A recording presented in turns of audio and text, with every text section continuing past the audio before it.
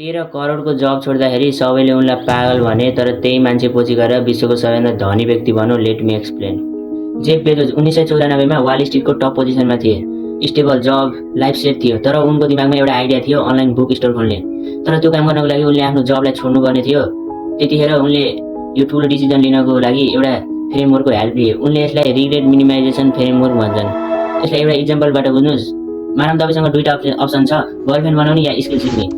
र तपाईले अब दुईटा डिसिजन लिनको लागि यो आरएमएफ को प्रयोग गर्नुहुन्छ। जब तपाई 30-40 वर्षको हुनुहुन्छ, तपाईलाई कुन कुराको बढी रिग्रेट हुन्छ? गर्लफ्रेन्ड नबनाएको सायद, तर स्किल नसिकेको पक्कै। यसको कतिखेर प्रयोग गर्ने भन्दाखेरि जब तिमीसँग दुईटा अप्सन छ र तिमी चुज गर्नमा कन्फ्युज भइरहेको छौ भने त्यतिखेर चाहिँ कुन चुज गर्दाखेरि मलाई लेस रिग्रेट हुन्छ हो त्यही नै चुज गर्ने के।